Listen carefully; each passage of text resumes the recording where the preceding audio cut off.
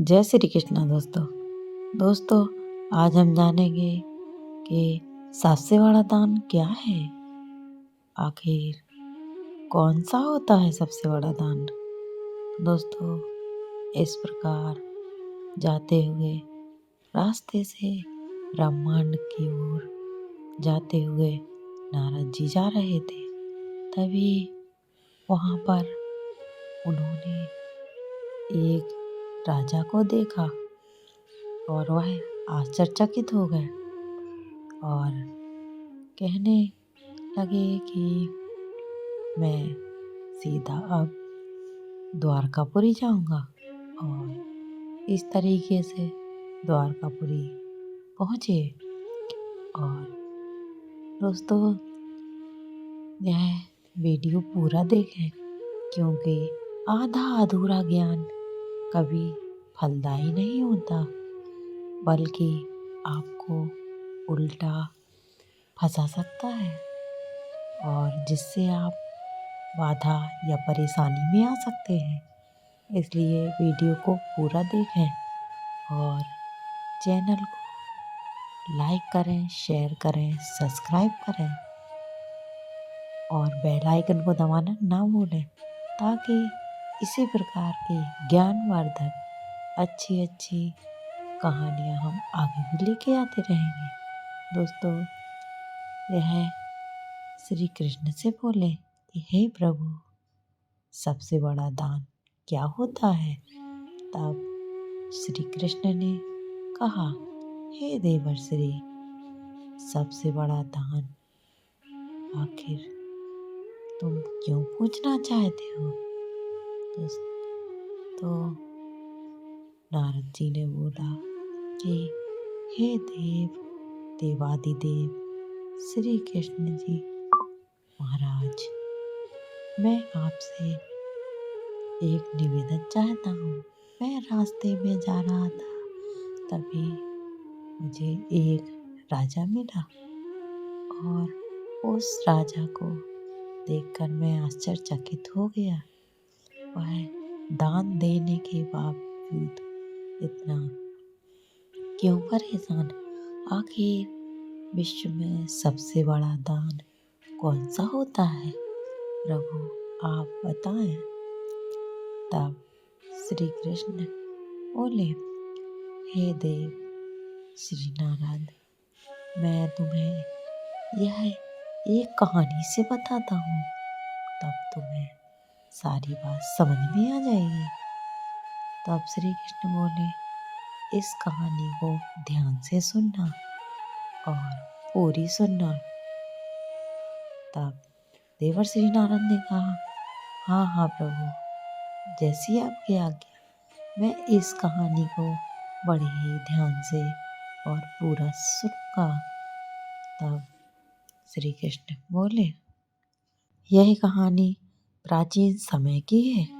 जब पृथ्वी का और देवी देवता ऋषि मुनि और लोग अपने जीवन के विभिन्न पहलुओं को लेकर विभिन्न कार्यों को संलग्न कर रहे थे। तब उस समय एक बहुत ही प्रसिद्ध और धर्मात्मा राजा था जिसका नाम राजा सूरवीर था।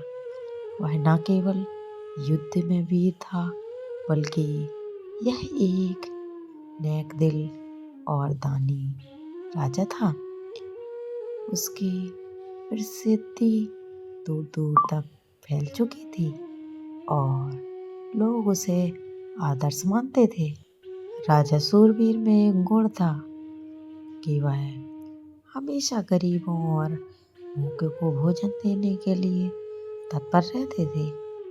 वह यह मानते थे कि किसी भी व्यक्ति को भूखा देखना और खाना न देना उनके धर्म के खिलाफ था।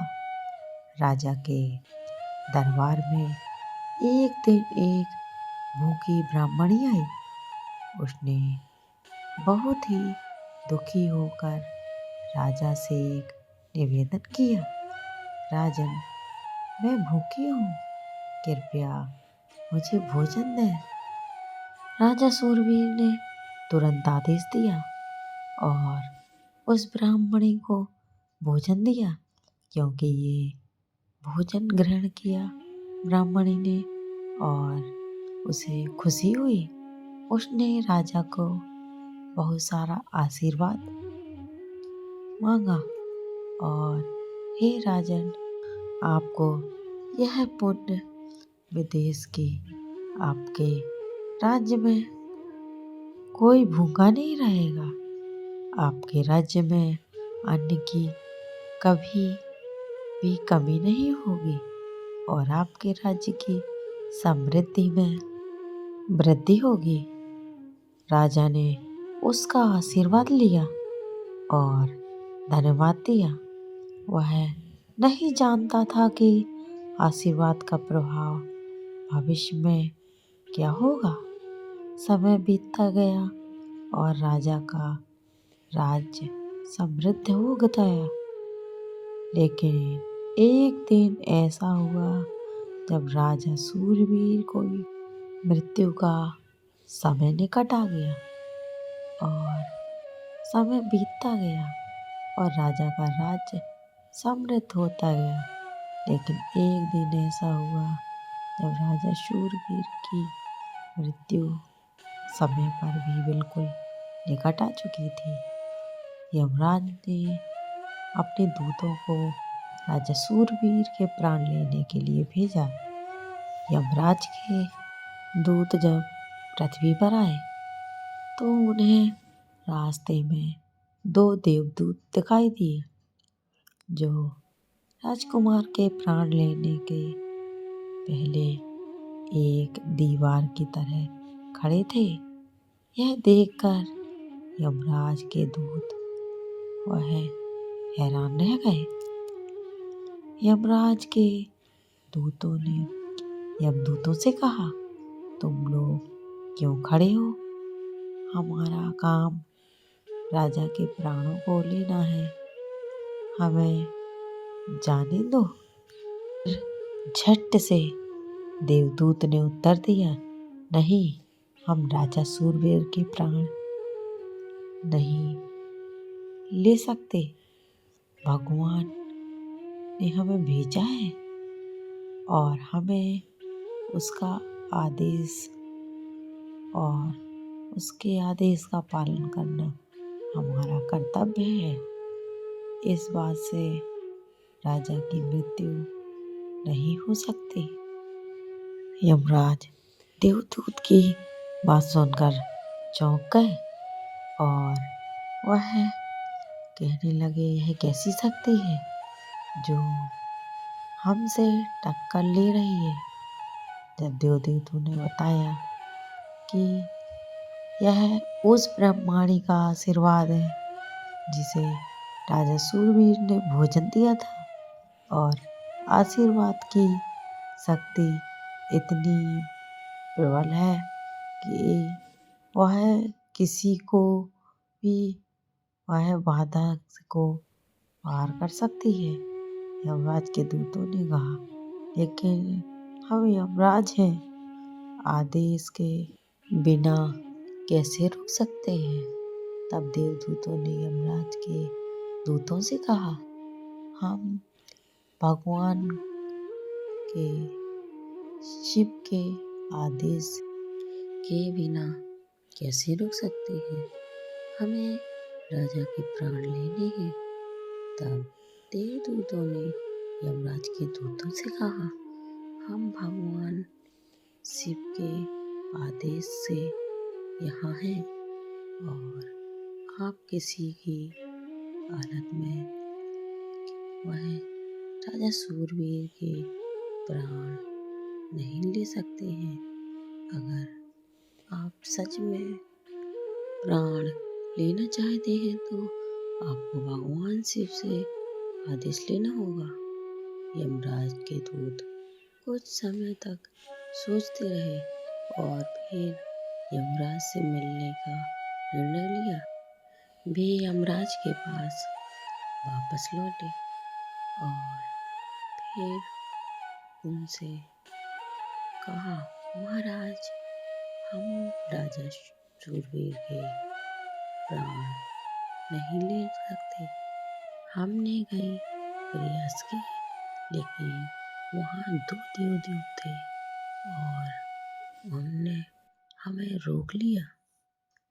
उनका कहना था कि राजा के प्राण लेना संभव नहीं है, क्योंकि उसे एक भूखी ब्राह्मणी ने आशीर्वाद दिया था। और यमराज यह सुनकर चौंक गए। उन्होंने सोचा कि क्या माजरा है, आखिर यह आशीर्वाद किस कारण से कितना प्रभावशाली हो सकता है। यमराज के मन में विचार आया। यमराज ने अपने दूतों से कहा, तुम लोग यहाँ रुको, मैं स्वयं जाकर देखता हूँ। यमराज ने पृथ्वी पर जाकर राजा शूरवीर के महल में प्रवेश किया। वहाँ देवदूतों से उनका सामना हुआ और यमराज के देवदूतों से कहा कि क्या तुम लोग नहीं जानते कि विधि का विधान अटल है। जब किसी की आयु पूरी हो जाती है तो उसे यमलोक जाना होता है। यह राजा शूरवीर की मृत्यु हो चुकी है, हमें उसके प्राण लेने हैं। और देवदूतों ने उत्तर दिया, हे प्रभु, आप सही कह रहे हैं, लेकिन हम भी सत्य कह रहे हैं। हम यह मानते हैं कि किसी की भी आशीर्वाद का प्रभाव अत्यधिक प्रभावशाली हो सकता है। और जिस ब्राह्मणी ने राजा को भोजन दिया था और आशीर्वाद में राजा की आयु में वृद्धि करने वाला यह आशीर्वाद प्रभावशाली था और यह उसे मृत्यु से बचा रहा है। और यमराज ने सुना और कहा, ठीक है, मुझे आपकी बात समझ में आ गई है, लेकिन मुझे क्या करना होगा। तब देवदूतों ने कहा, हे प्रभु, आप राजा की आयु 100 वर्ष तक बढ़ा दीजिए और तब आप उसे अपने साथ ले सकते हैं। और यमराज ने देवदूतों की बात मानी और राजा शूरवीर की आयु 100 वर्ष तक बढ़ा दी। इसके बाद महाराज यमलोक लौट गए।